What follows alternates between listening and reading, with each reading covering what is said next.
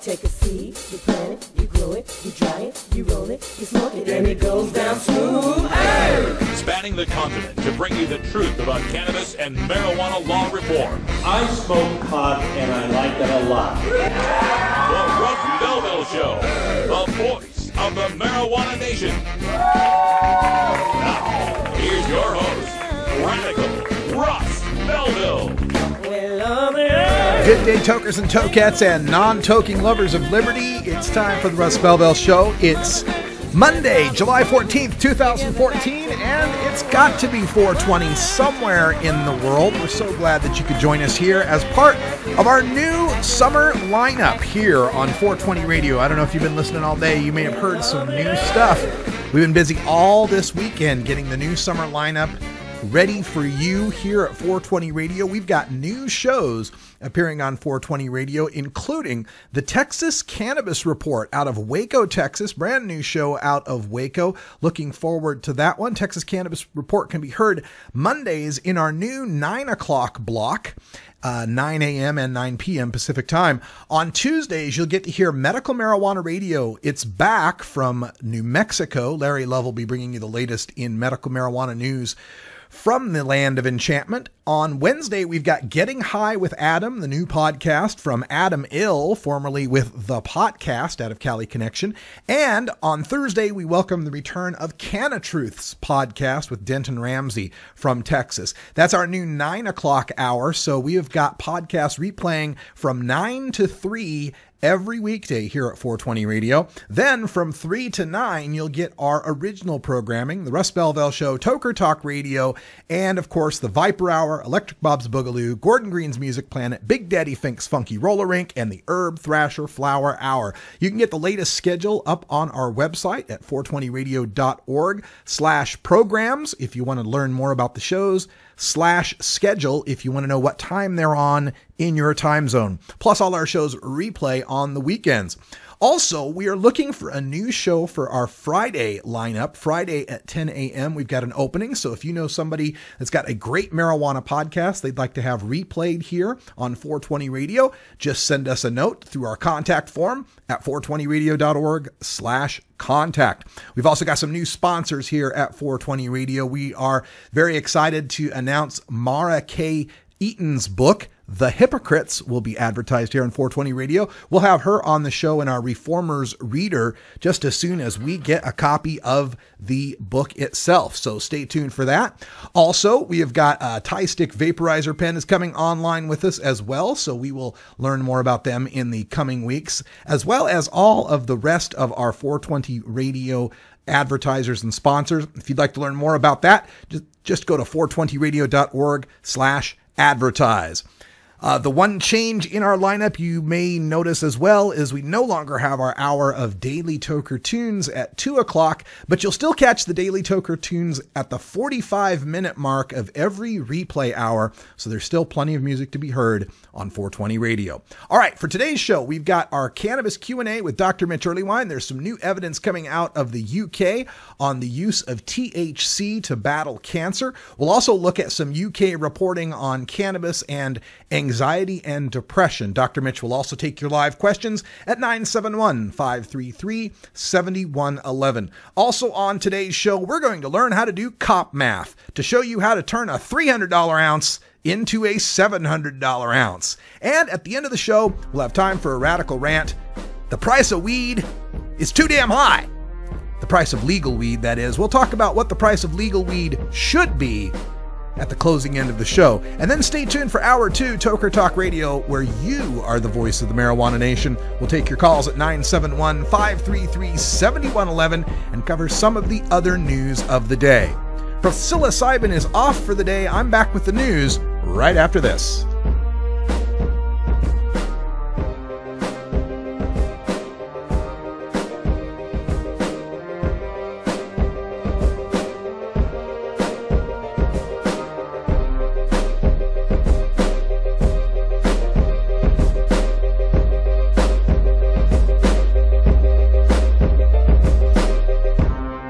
You're tuned into the Russ Belville Show, the voice of the marijuana nation.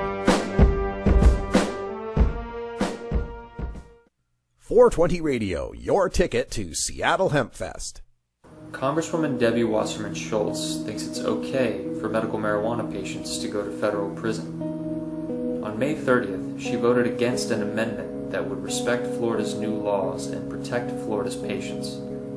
Even though 88% of Florida voters support medical marijuana, why would Congresswoman Wasserman Schultz vote to send patients like this to prison? Is Congresswoman Wasserman Schultz out of touch with Florida?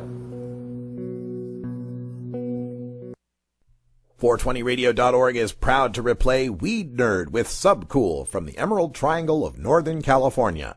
One of the internet's most popular grow shows is on 420 Radio. Pick up grow tips from the master behind multiple award-winning strains from Team Green Avenger. Catch the replays Tuesday at 1 Pacific here on 420. I don't use marijuana, but as a teacher of 36 years, I can tell you lots of other people use it. I don't believe in prohibition. I don't think it works. Prohibiting it hasn't stopped anybody from getting a hold of it.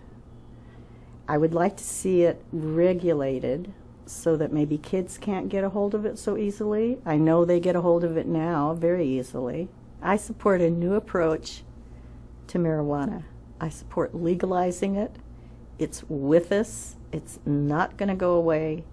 And if we can get money through the taxation, we can also educate our kids about it. That's why I support it.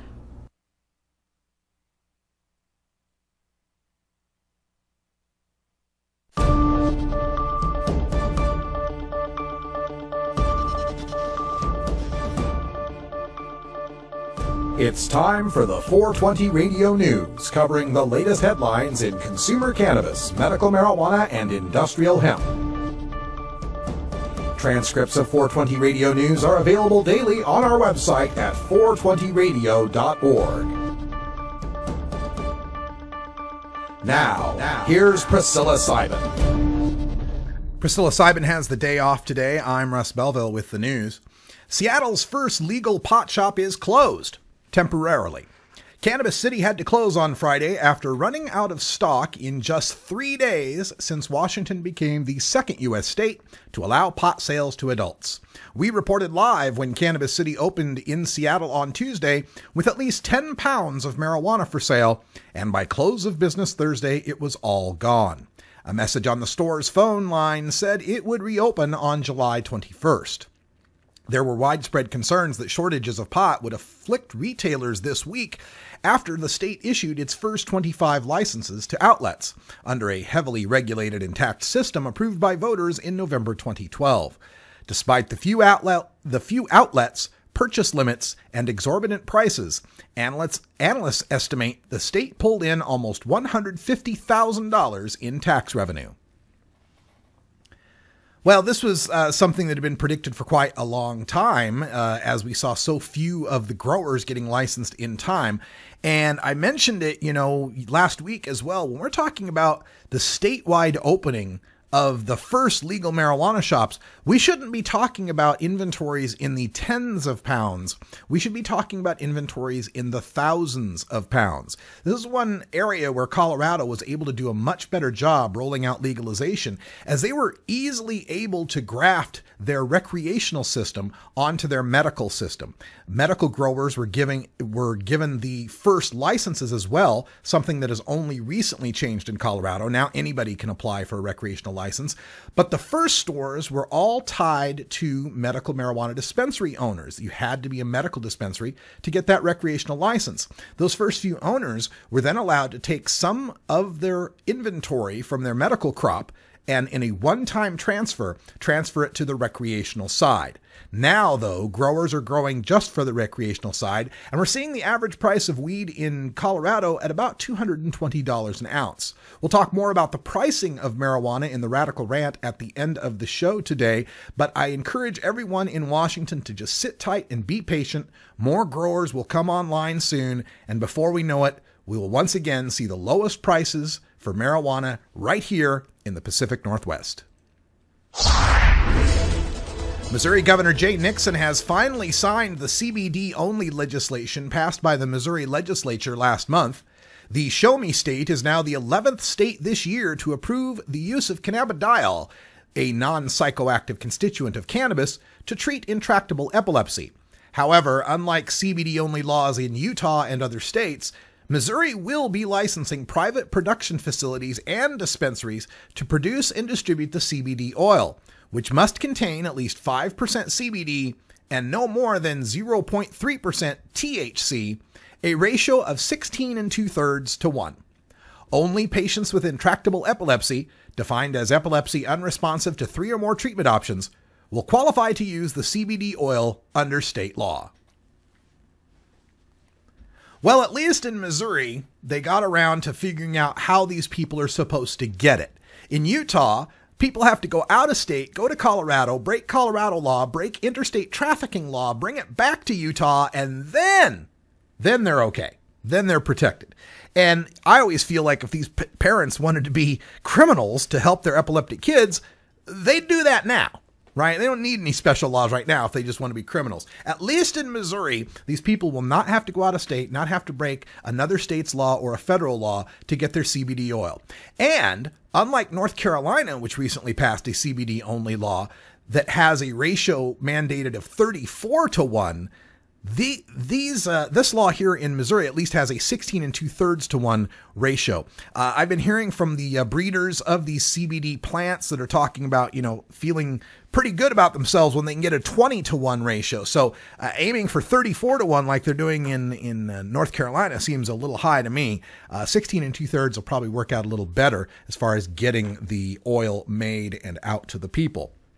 However, as is the case with all these CBD-only laws, we have to emphasize that CBD is only one constituent of cannabis, and this law leaves behind so many people that could be helped through the medical use of cannabis. And even for those with epilepsy, I always have to shake my head when they say that it has to be intractable epilepsy, that they have to try 3 or more other treatment options before they're allowed to try the non-toxic one, the one that has been shown to have very good results. Why is it that someone has to go through pharmaceuticals with toxic side effects and need to take more pills to deal with the side effects, or even possibly surgery on their brain before we allow them to have CBD? It shouldn't be the medicine of last resort. It should be the medicine of first resort. A Canadian marijuana breeder company has launched what it calls the world's first marijuana commercial. Vancouver-based Crop King Seeds sales are limited to Canada, so don't expect to see the ad airing in the States. The ad takes a bit of a jab at one of its competitors as well. Let's take a look. What can I help you with, bro? Oh, hello. I'm looking for some purple kush and hash brownies. Excuse me? You know, the plant that grows out of the ground. We only stock the liquid alternative. You know, the kind that leads to violence, social problems, the occasional gruesome death. It's 2014, man. And you're telling me I have no other choice but to consume these dangerous products? Dangerous as they may be, they are legal. I tell you what, you looked like a peach cider man when you came in first, but there are some beers over there. They're closer. Why don't we try one of these old cideroonies, eh? Put it down. Put it down, put it down, put it... Oh. Okay, get out. You gotta get out. Come on. Sick bastard. Ooh. You support these liquor companies Out. without any care for your fellow man. All right, get the fuck out. You gotta go. What's this? Marijuana seeds? And so many different strains. I think I'm gonna take one of everything.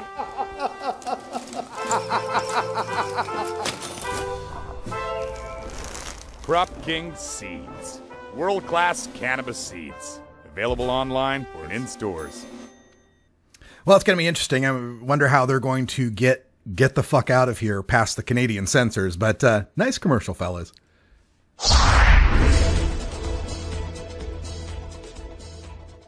In Nevada, the Marijuana Policy Project has launched a new ad campaign. Rather than take out TV or radio ads, the Coalition to Regulate Marijuana Like Alcohol is posting ads on the restroom walls of more than 24 Las Vegas bars and restaurants. The ads use bathroom-inspired themes to get across the group's twofold message. Police are wasting time by going after pot users, and marijuana legalization would create revenue for Nevada's public schools. One ad features a nearly empty roll of toilet paper made of cash and the text, "Limited resources should be reserved for serious matters." Another features a toilet filled with cash and the text, "Why flush money down the toilet?" Coalition spokesman Joe Bresney said in a statement, quote, "It's time to regulate marijuana and start treating it like alcohol. These ads will reach folks at a time when we know they have a few minutes to put some thought into it." Organizers must gather about 102,000 signatures statewide to send the matter to the 2015 legislature.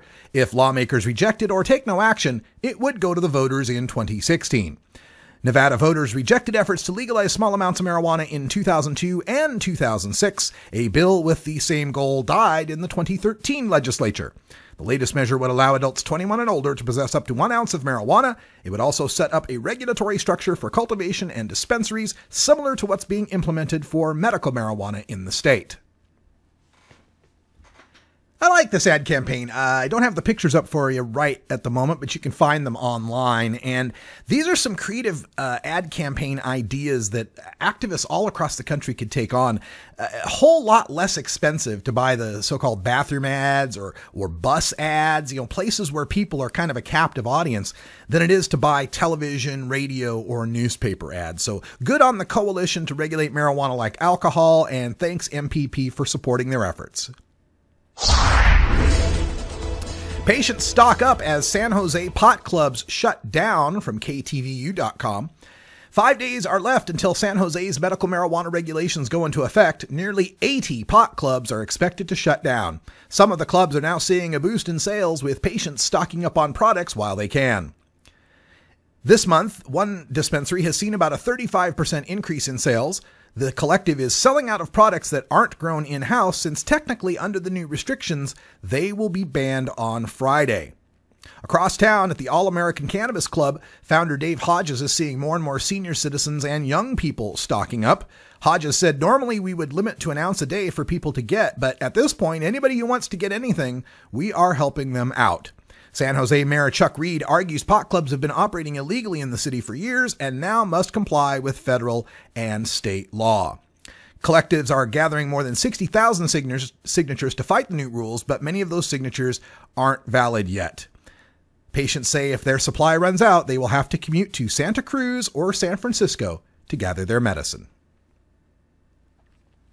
Yeah, this San Jose ordinance, this was something that was passed by the council. If I'm remembering the story right, passed by the council, limiting the zoning of dispensaries to like 1% of the city, just one way up north part of the city that you can get them, and way down south part that you can get them, these little tiny blocks where they will be available. Most of the dispensaries aren't in those areas and are going to have to close down. If I recall properly, this was passed by the council, and then there was a referendum that the dispensary owners put on the ballot to overturn it, and it lost. It turned out that the people supported it, like 52% supported the dispensary locations that the San Jose City Council came up with. So it's one of those cases where it's kind of tough to go against something when the people aren't necessarily on your side. Those 5x5 home gardens from Prop 19 and their pot stores probably seem a whole lot more palatable to some of those people, I bet. And finally, in sports, Auburn quarterback Nick Marshall is out for the SEC Media Days after a pot citation. The quarterback cost him a trip to the Media Days. The Tigers announced also that tight end CJ Uzomah would take Marshall's place during the team's Media Days appearance. Coach Gus Malzahn is expected to address Marshall's situation. In a statement Friday, Malzahn said he was aware of the incident and was, quote, "very disappointed." Police on Friday reportedly found less than 1 ounce of marijuana in Marshall's car in Reynolds, Georgia. Marshall was pulled over for a possible window tinting violation, according to reports. He is among the league's top returning quarterbacks and a Heisman Trophy candidate.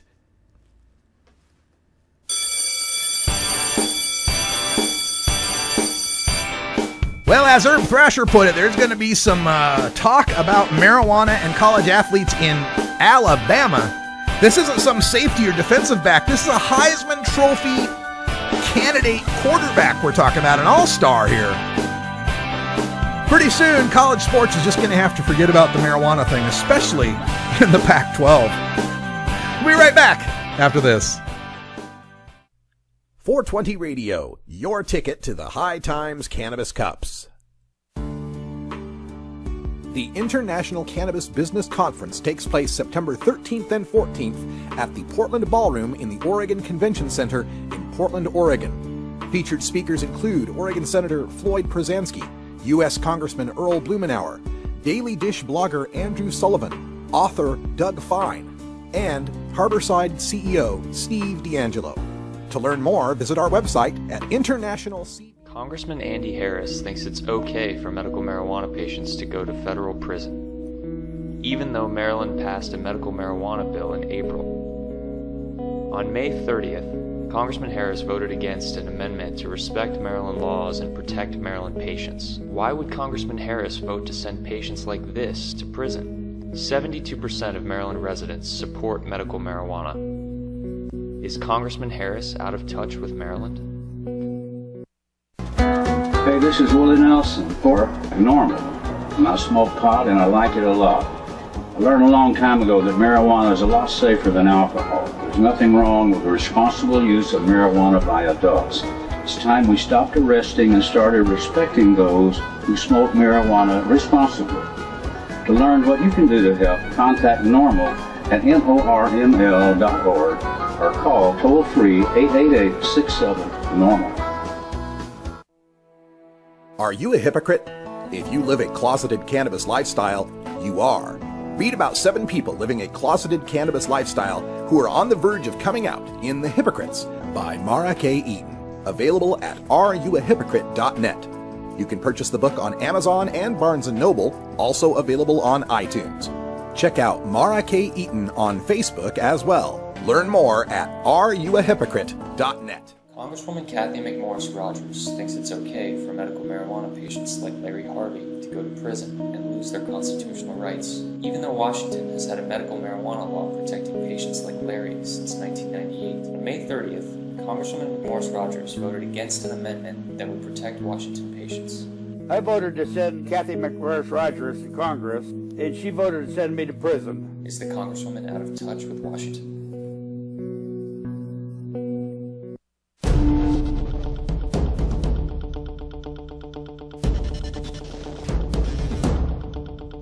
Welcome back, everybody. 23 and a half after the hour. Time for us to go behind the headlines to learn how California weed is worth $700 an ounce. Who knew? Yeah, ring it up. Bakersfield Police Department is reporting that they have seized over 3 tons of marijuana. It is alleged that 2 Hispanic men were driving a U-Haul truck when they ran a red light early in the morning. After smelling marijuana, the 2 officers brought in a K-9 unit. When the dog alerted, officers cut the lock on the back of the truck and found 252 bales of marijuana, weighing in at 6,732 pounds. According to the cops, they just pulled in $76.4 million in weed off the streets. All right, let's get out our handy calculators and divide 76,400,000 by 6,732, and we get... No, that can't be right. That would be $11,348 a pound. Divide that by 16 and we get, that's over $709 an ounce. Look, priceofweed.com says a high quality ounce in California goes for $245. Weedmaps.com shows me an ounce of Blackberry Kush going for $300 in a Venice Beach dispensary. High Times Trans Market Quotations in the September 2014 issue finds the most expensive strain, Sonoma Sweet Tooth, going for $350 an ounce. So what's going on? Did Bakersfield cops just find super special marijuana grown in sacred fields, harvested by virgins, and packaged in gold-plated boxes? Well, William Breathes out at tokeofthetown.com had the same idea and called up the Bakersfield PD, which stood by its original estimate. See, by their calculations, the street price of marijuana is $24 a gram in California, and there are over 3 million grams in 6,732 pounds of weed, and that multiplies out to 76.4 million. As if these guys were allegedly delivering over 3 tons of weed to sell 1 gram at a time. Even that $24 a gram price they begin with is suspect. While a premium bud like Durban Poison might go for $25 a gram at a dispensary, even there you get it for 60 an eighth. That's 3.5 grams, by the way. A standard sativa like Silver Haze will fetch only $8 a gram or $25 an eighth. I've seen the pictures of those 252 bales the Bakersfield cops seized, and I highly doubt it's premium bud. Well, I can imagine that the cops would say, well, yeah, that's the dispensary price, not the street price. But aren't they the ones that are always telling us that anyone who wants to get a medical recommendation in California can get one? If it's so easy to get into a dispensary, then that is the street price. At $300 an ounce retail prices, well, you seized about $32.3 million worth of pot, not $76 million. Or if we go wholesale, $1,500 a pound wholesale price, well, then you seized just a shade over $10 million. This kind of accounting, using the smallest unit retail price to calculate the largest bulk wholesale value, only works when we're busted for marijuana violations. When the cops are busted for illegal marijuana seizures and they're forced to pay back victims in a lawsuit, well, wouldn't you know it? Marijuana's worth far less than $700 an ounce. For instance, 2 dispensaries in Vallejo, California were illegally raided by police. Cops there had to return what was called $200,000 worth of marijuana. That turned out to be 60 pounds of dried bud, boxes of marijuana-infused edibles, and hundreds of dead plants. If we only consider the 60 pounds of bud, at $200,000 worth, that's just $208 an ounce. In Pasadena, cops were ordered to return $8,000 worth of medical marijuana to a man on probation they had illegally searched. It was reportedly 25 ounces, so that works out to $320 an ounce.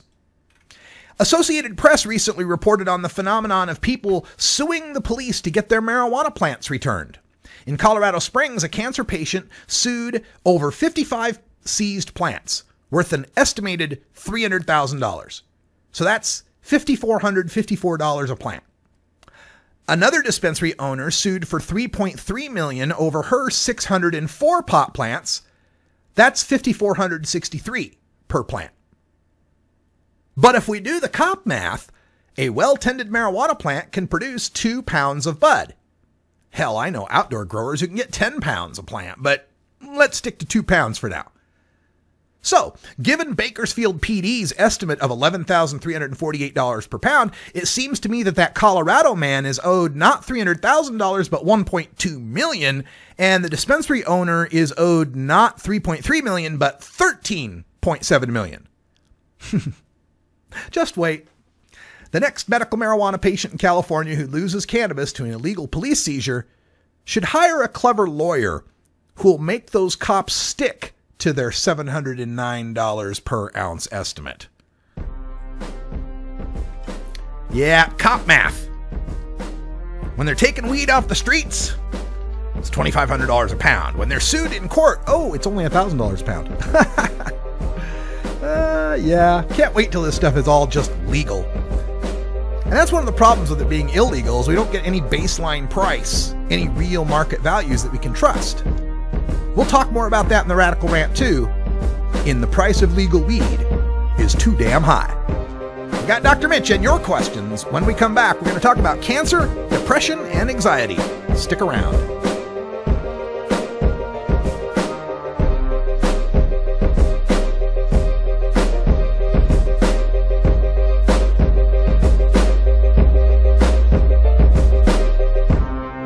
You're tuned into the Russ Belville Show, the voice of the marijuana nation. 420 Radio, turning red states and blue states green. The Marijuana Business Association, or MJBA, are proud sponsors of the Russ Belville Show. It is the mission of the MJBA to establish integrity and legitimacy, create common market standards, provide market intelligence, and develop best ethical business practices for participants in the emerging legal marijuana industry, including commercial hemp, medical marijuana, and recreational marijuana for adults.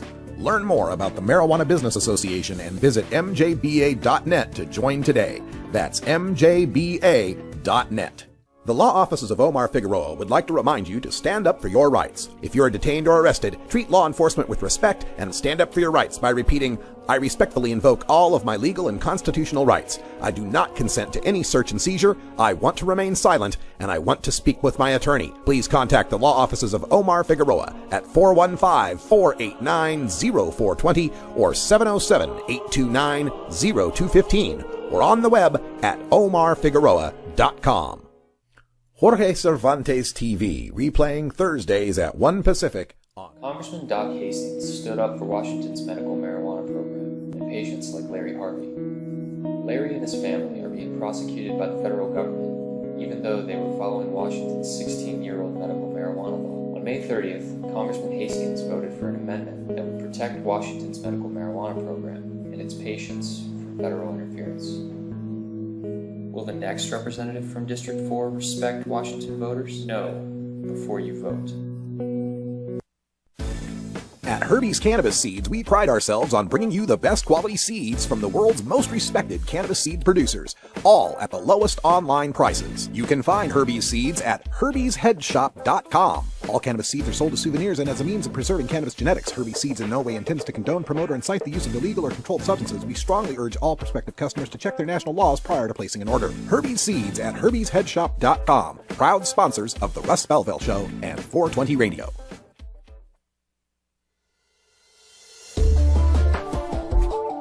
It's time for the Russ Belville Show's Cannabis Q&A with Dr. Mitch Earlywine.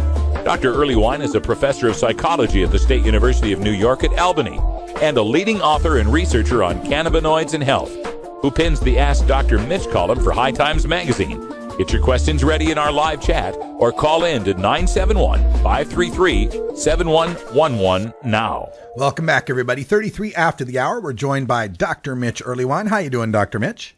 Splendid day, splendid day. It's a great summer day here in Portland, Oregon. Temperatures heading toward the 90s, so we're looking forward to it as well. Glad to have you on the line. Want to remind our listeners that we're getting your questions ready in our chat room. If you add the little Q icon, it helps me to see that a little better. Ask one of the chat moderators. They'll tell you how to do that. Or you can call in live the old-fashioned way, 971-533-7111. But we always open up by giving Dr. Mitch the first word to tell us the latest in cannabis science. Oh, I got those articles you had sent me, and I'm happy to talk about that one in the Daily Mail on smoking cannabis.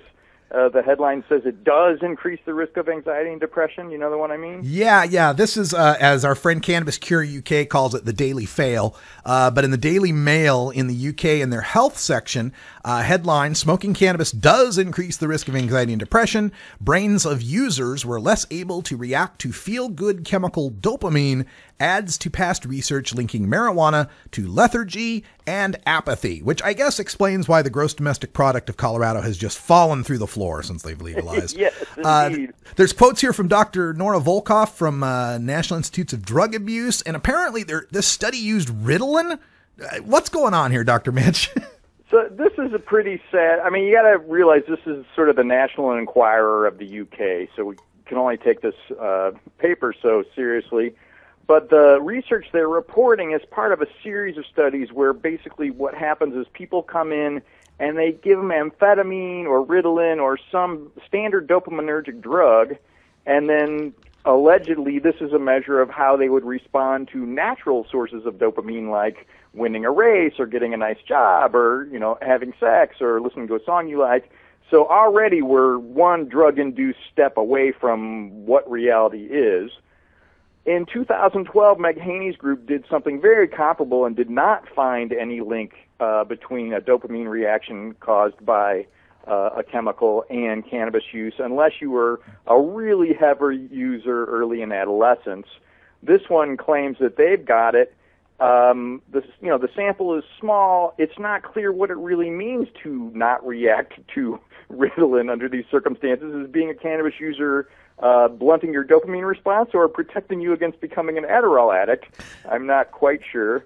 And then the other issue is this notion, this is why marijuana is linked to lethargy and apathy. That research has been disputed by folks in my lab and others for years and years now. When you look at economic data, cannabis users make as much money, pay as much taxes, all that stuff. They're just as interested in things. They're just as engaged in their work and in their leisure activities. And really, this notion of cannabis and amotivational type symptoms, it was just a farce based on a couple of adolescents who, what a surprise, didn't want to do what their teachers had told them. You know, and it seems to me that it would be really hard to tease out any productivity data while marijuana is still illegal in most of the country. I mean, for example, didn't one of the studies take a look at what the comparative income levels of smokers and non-smokers were? Well, surprise, the smokers had lower overall income levels because they couldn't get the best jobs. Is there other confounders like that? Well, and then ironically, when you go to Costa Rica or somewhere where cannabis attitudes aren't so harsh, the wealthier people are the ones who can afford more cannabis, and they actually end up being the ones who report more use. So we definitely have all the biases inherent in self-report on that kind of stuff. And the education data, as you know, we've joked about before, you're much more likely to have tried cannabis if you're college educated than if you only have a high school equivalency. So, you know, clearly the way to keep people off marijuana is to keep them away from college. Well, they say there's a time and place for everything, and that place is college. Hey, on the other aspect of this, you kind of briefly mentioned it, though, but there's a line here in the Daily Mail story. It says, like cocaine, Ritalin raises levels of dopamine in the brain, and they were seeing less reaction to that Adderall or that Ritalin when they used it. Is this possibly telling us that there's, you know, some truth to marijuana helping people that may be addicted to opioids or stimulants? Well, what's funny is we've never really gone that route with this. So, yes, lots of folks say, hey, cannabis helped me kick hard drugs, but they never actually said my reaction to hard drugs was actually less intense afterwards. So we've seen some folks who use, say, naltrexone and then take an opiate in the lab and they don't like it as much, and even with alcohol that seems to work. I would have to wonder if they had any subjective sensation data on this, because all they really are reporting here is the dopamine. But if the regular cannabis users are saying, hey, this Adderall isn't making me as happy, I am awfully suspicious of the idea that cannabis could have that potential. You know, I've heard it among stimulant users, among cocaine users occasionally, of having that joint to take the edge off of that harder drug, and maybe that's what they're talking about. What's really funny is when you talk to guys who were opiate addicts in the 50s, they say, oh, I would never touch cannabis because I couldn't feel the heroin. So, I mean, clearly, we may be framing this all wrong. Yeah, I guess so. All right, let me get to a question from the chat room.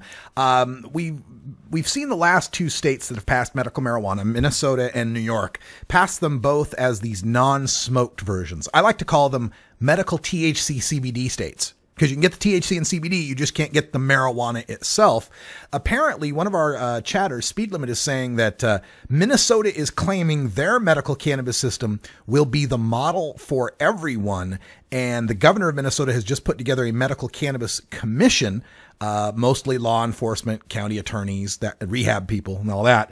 What do you think of Minnesota proclaiming their model to be the one the nation should follow for medical marijuana?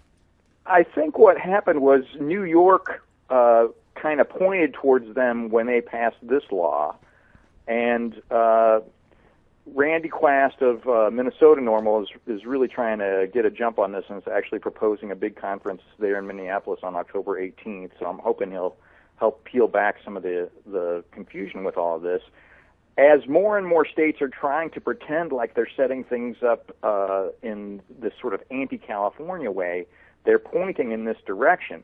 I feel like this is an egregious error in part because we really don't have the safety data for these vaporized extracts that we have for long-term exposure to cannabis, especially after using the vaporizer.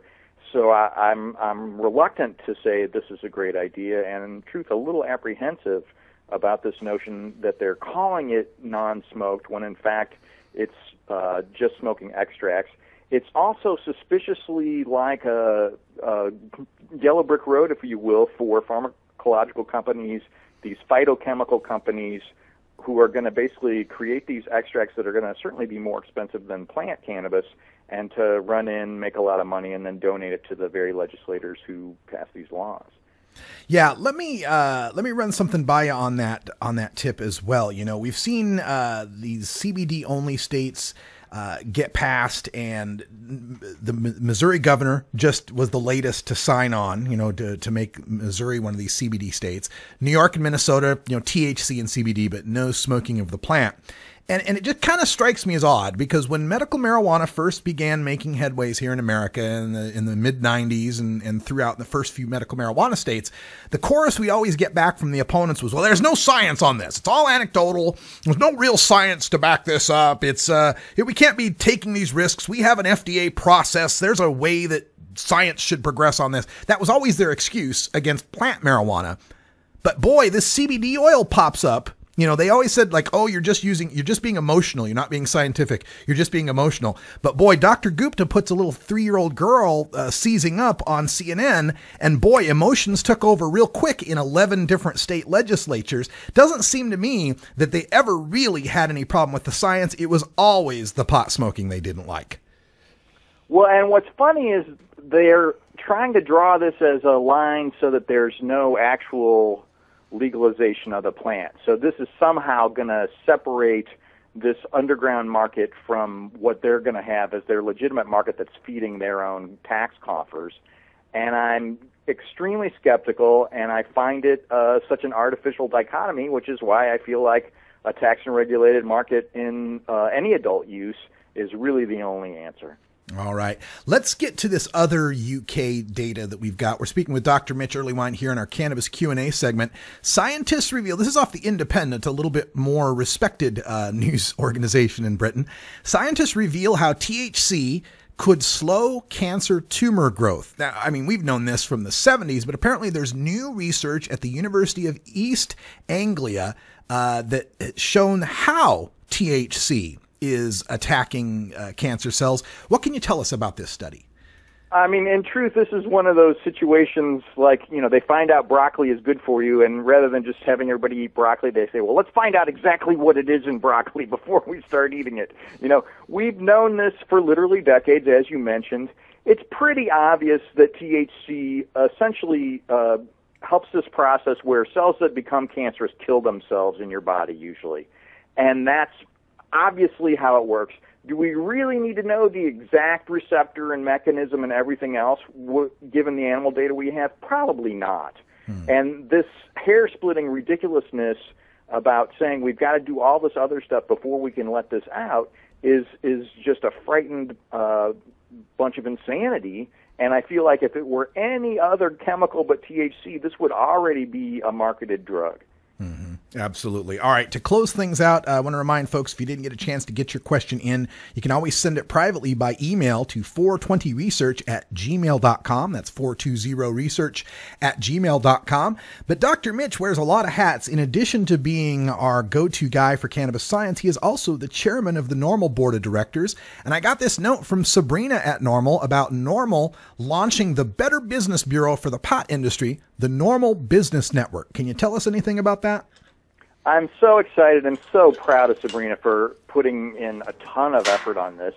But essentially, we're trying to make it so that you don't go to a website and wonder if this person's a charlatan.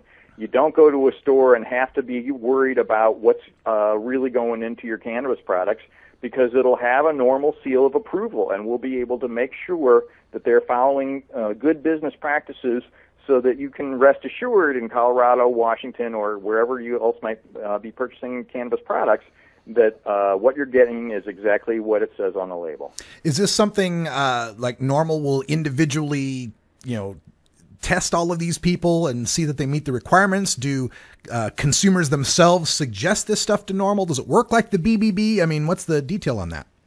In fact, the arrangement we've proposed so far is that the businesses that are already, self-selected in their testing and following these practices anyway would apply to NORML for this seal, and then they'll be allowed to display it in certain ways depending on what kind of arrangement we have. And then that way it's already done, and we can follow up with them. And if there are complaints, just like with the BBB, you can come to us and we'll go to them. I don't know if you guys have come up with a logo or anything yet, but I'm thinking the hand holding a joint / OK gesture would be a cute little icon. That sounds pretty cute. All right. Well, Dr. Mitch Earlywine joins us every Monday here in our Cannabis Science segment. So get your questions ready next week. We'll talk about all this stuff once again. And Dr. Mitch, thanks for joining us again here on Cannabis Science. Appreciate talking to you. Talk to you soon. All right. When we come back, we are going to go on a radical rant. The price of legal weed is too damn high. What are we going to do about it? Well, I'll tell you when we come back.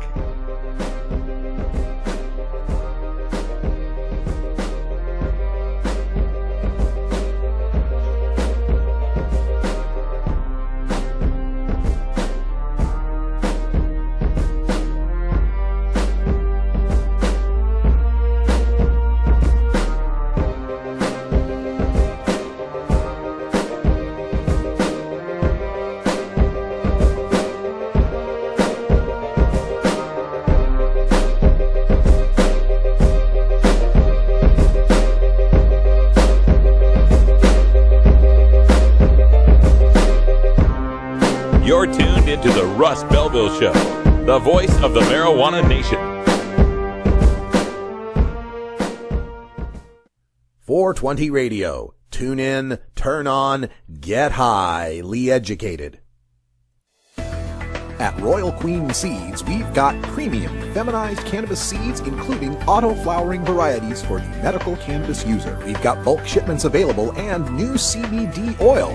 Plus, we accept payment in Visa, MasterCard, and Bitcoin, as well as other methods. Check out our website at royalqueenseeds.com for more information. We are located in the Netherlands, and we have online grow experts ready to help you now at royalqueenseeds.com.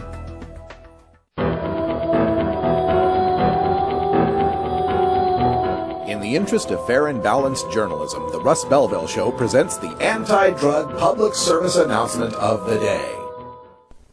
This is Trey, this his crew. Here he is, what he do. Sitting here hugging the block and smoking weed. Hands spinning on the clock, look at Trey, he never leaves. Just sit day and day and day and day. Do his time, listen to his man's rhyme. Tell him how to be a man. He listens out, but ain't got no plan. He only listens, never plays, never think, never say what he wants or what he needs. Just sit some more and smoke that weed.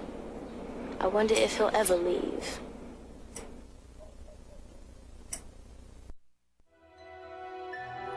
This has been the anti-drug public service announcement of the day. To cure this sort of reefer madness, listen to the Russ Belville Show every weekday on 420radio.org. I'm Radical Russ Belville, and I want to thank you for listening to 420 Radio. We couldn't survive without you and our sponsors, and I'd like you to check out one of our prime sponsors, the National Cannabis Coalition. I've been working with NCC since June of 2012, and I'm proud to be part of the team they have assembled. National Cannabis Coalition is building the partnerships with reformers, lawmakers, and industry we need to be successful. Visit the National Cannabis Coalition website at nationalcannabiscoalition.com or the easier-to-remember ncc420.com. That's where you'll get the exclusive first look at my radical rants, as well as informative articles from the nation's top cannabis pundits. Visit ncc420.com today, and if you have your phone handy, text Russ to 420-420 to support NCC and 420 Radio. It's a free text message that helps us help you end adult marijuana prohibition. Learn more at ncc420.com, and thanks for supporting independent marijuana legalization public radio. You can't handle the truth. Entirely legitimate topic for debate. You have offended my family. Hey, this is great, man. And you have offended a Shaolin temple. One major responsibility is to encourage people to use less drugs. I know nothing. I support a change in law to end federal criminal penalties for possession of up to 1 ounce of marijuana. We don't need no stinking budget. Homosexuality, immorality in general. Down the century, you have slurred the meaning of the words we, the people. Be warned, this is not your mother's marijuana. You could ask yourself a question. Do I feel lucky? Well, do you, punk? I want to ask you a bunch of questions. I want to have them answered immediately. Surely you can't be serious. I am serious. And don't call me Shirley. Radical Rant. The price of legal weed is too damn high. I was going to get a graphic of that price, the rent is too damn high guy from New York, but I didn't have enough time. The price of legal weed is too damn high. Now, there was, of course, Washington State started its legal weed program last week, and many reports coming out about how weed was costing $20 a gram, $30 a gram, $33 in some places with tax. This prompted Dominic Holden from The Stranger to write a post, an article, about how, and I forget the exact title, but it was basically that it's okay to pay more for legal weed, or legal weed should cost more, or something like that. And I don't want to get too much into what Dominic wrote because I don't want to mischaracterize anything he said. It's a great article, and I agree with a lot of the principles. He points out that when he used to work as a 20-something young man in California dispensaries, part of his job was to come up with marketing names for strains. What? You mean when OG Charlie Sheen comes out, it wasn't some horticulturist working for 8 or 9 months to perfect a new strain? You mean, really? Somebody just took an old swag strain off the shelf that wasn't selling very well and came up with a brand new hot, trendy name for it to sell it at a higher price? Really? But yeah, he pointed this out. He worked in the dispensaries in California, and his job was to make up names for strains. Come up with something catchy that would get people to buy it. And that even the same strain might end up with 2 different names, or the same name might end up on 2 different strains. Either way, it's kind of, messed up. So I understand that part of the article, and I appreciate that. That is something that we definitely should receive from legal weed, is a guarantee that, OG Kush or Durban Poison or Silver Haze is the same product when we get it every time. If you got a Big Mac in Seattle, and then when you went to Texas, a Big Mac was a chicken sandwich, you wouldn't, trust the Big Mac brand, right? So I totally understand that. And I agree that legalization does provide us with better brand awareness, consistency, quality of product. And if you saw the labels on these pot products, on the weed, on the flower that you bought in a Seattle dispensary or a Washington dispensary, Dominic makes this point as well, that, oh my God, what, from a wonky geek data science kind of standpoint, it's a godsend. In big numbers, you get to see what your THC percentage is, what your CBD percentage is, what your CBG percentage is. Even tells you, I think, CBN on it. So 4 different cannabinoids. So you get to know from a tested lab, and it tells you what lab, and it tells you when it was harvested, and it tells you when it was tested, and it tells you the moisture content, the dry weight, everything you could possibly want to know about the damn thing. And that, too, is a wonderful part of legalization. And, of course, the fact that we know it's going to be tested, and it's going to be free of impurities. It's going to have, tested for mold and mildews and fungus and spider mites or whatever else, right? So that also is a wonderful benefit of legalization. But none of those benefits of legalization should make the weed cost more than it costs getting it on the black market, at least not substantially more. And that's the only problem I've got so far with marijuana legalization, is the reason marijuana is so expensive in the first place. Let's say you even forget about legalization, right? Go back to, black market land, all 50 states it's illegal. Go back to even before medical marijuana, right? Why has weed always been so expensive? Well, because it's prohibition, right? It's prohibited. There's a risk involved with growing it and trafficking it and smuggling it and selling it. So all of those risks would combine at each level, right? The guy that brought in the ton has to get his cut. And then the guy that cuts that down to pounds has to get his cut. And the guy that cuts it down to ounces gets his cut. And the guy that cuts it down to the eighths get his cut. We know the game. We know how this game works, right? That's understandable. But with legalization, that risk goes away. Another feature of prohibition is the fact that doing it illegally forced you to do it clandestinely. In the national forest or in a hidden, Northern California plot, if you're doing it outdoors, or if you're doing it indoors, you had to go through great lengths to conceal your activity. And there was no way you could grow to scale. You couldn't have industrial sized warehouses and pull this off very well. Always had to be smaller, right? So there was an artificial scarcity attached. You had the risk and artificial scarcity. So in addition to risk and artificial scarcity, there was a third part that made prohibition prices so expensive: lack of market information. It was hard enough to find your guy to get your weed from, right? But once you found your guy, the kind of weed he would have would be got some and don't. It's like, what kind of strains you got? I got some. And you can buy it or you can not buy it. And what are you going to do? Go find another guy? Most people have trouble finding one guy. So that's part of what's made weed so expensive under Prohibition. There's no way dried vegetable matter should be $300 an ounce. And one of the problems we face as a community is it's been that way for so long that all of us except the old timers accept that. We feel like that's a reasonable price. Even in my own rant that I did earlier about the $700 ounce out of Sacramento, I ended up comparing that to $300 ounces, as if that's not exorbitant. Dale Geiringer of California Normal did some number crunching on this. Tried to figure out, what if marijuana were completely legal? Like just any old agricultural crop, like hops. Marijuana and hops are a similar plant in fact, they're related plants. You can graft hops onto marijuana and marijuana to hops on the vice versa, right? Well, I don't know about vice versa. Anyway, let's not get lost in the weeds. Pardon the pun.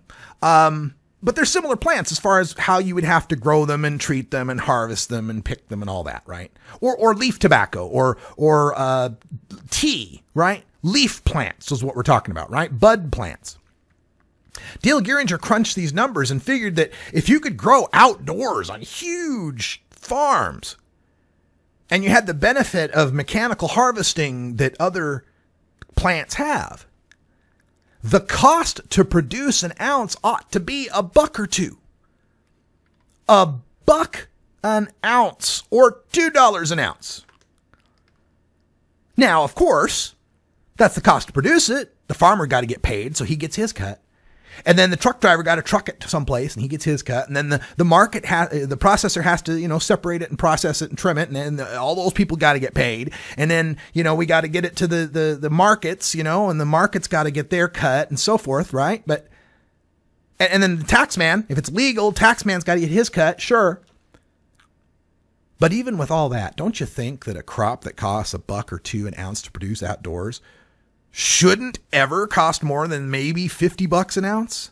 And I'm going top end here. I'm talking top end weed. We ought to be able to buy an ounce of weed for $10 or $20 in this country, if it's legal. So the fact that the weed is costing $20 a gram in Washington State just tells us that it ain't legal yet. It ain't fully legal yet. Until we're treated with the same respect as beer drinkers and cigar smokers, until our growers are treated the same as hops farmers and vineyard planters. What do you call a vineyardist?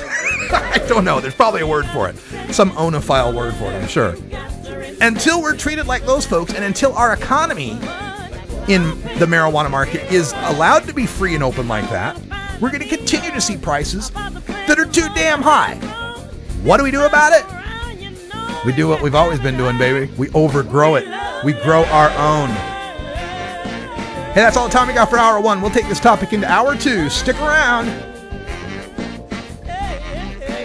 This is the Russ Belville Show. The Russ Belville Show is blogging and podcasting daily at radicalruss.com. Hey, I'm Radical Russ, live from Rolla J Studios. Thanks for joining us. Stay tuned for Toker Talk Radio. And until next time, take care of each other, tokers. You take a seed, you plant it, you grow it, you dry it, you roll it, you smoke it, and it goes down smooth.